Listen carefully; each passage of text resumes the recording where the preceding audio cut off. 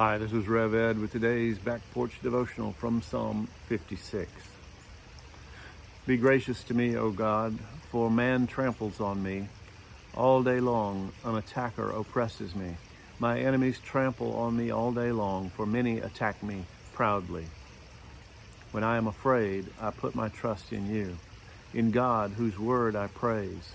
In God I trust, I shall not be afraid. What can flesh do to me? All day long they injure my cause, and their thoughts are against me for evil. They stir up strife, they lurk, they watch my steps, as they have waited for my life. For their crime will they escape? In your wrath cast down the peoples, O God. You have kept count of my wanderings. You have put my tears in your bottle. Are they not in your book? Then my enemies will turn back in the day when I call. This I know, that God is for me. In God, whose word I praise. In the Lord, whose word I praise. In God I trust, I shall not be afraid. What can man do to me? I must perform my vows to you, O God. I will render thank offerings to you. For you have delivered my soul from death, yes, my feet from falling, that I may walk before God in the light of life. This is another of the Psalms of David, and the note at the beginning of it tells us that he had ended up in the camp of the Philistines after escaping from Saul. So he's basically gone from out of the frying pan into the fire, and he is in the camp of his enemies, and he knows he cannot trust anyone. All he has is his trust in the Lord. And what comes through this psalm is this repeated theme that when he is afraid, he puts his trust in God. And that's something that we need to remember as well. He repeats it several times, and it's almost as though David is reminding himself that he can put his trust in God. And that's an important point. Sometimes we think that, we have faith, and so we don't have to think about it very much. God is with us, all will be well. And then life surrounds us and creeps up on us and yanks the rug out from under us.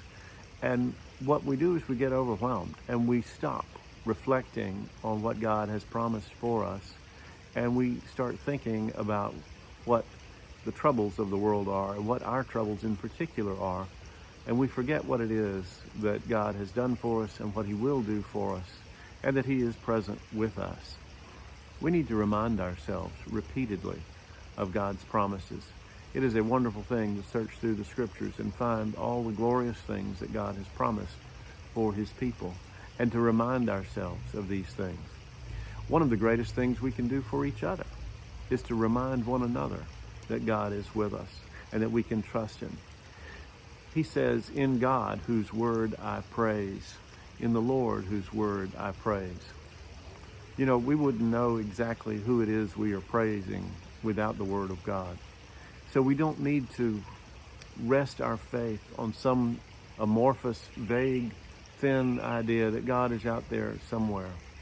We need to take heart from the scriptures as David did. We need to meditate deeply on this God who has revealed himself to us in his word. For apart from the word of God, we might know that there is a God out there somewhere, but we would not know that he loves us. We would not know that he gave his son for us. We would not know that he will never leave us or forsake us. This is an intimate psalm.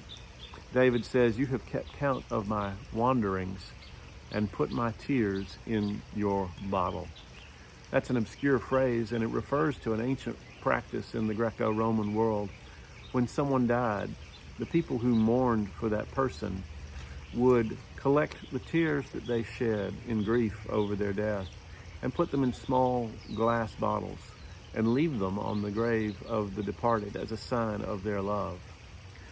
David is saying that his tears have been collected by God, which is a way of expressing in a very poetic form that God sees our pain and our suffering, and he does not forget it.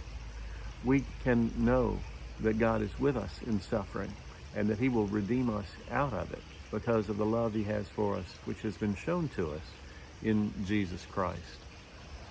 We will offer thanksgiving to God for all of these things. And we know that we can walk before God in the light of life, even when we're surrounded by enemies. So remind yourself this day, no matter what you're going through, that God is with you.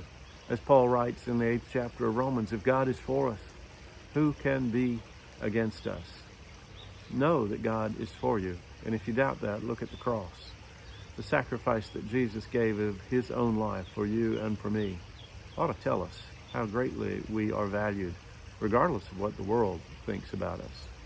Where we have to rest our souls is not in what others think of us or even in what we think of ourselves, but in what we know that God thinks of us.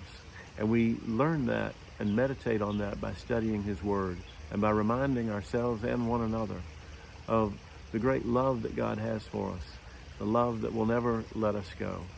Whether we live or die, we belong to the Lord, and he is with us in this life and the next. What on earth do we have to fear?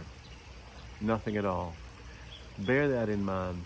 Lift your head and know that God is with you. God's blessings be upon you this day.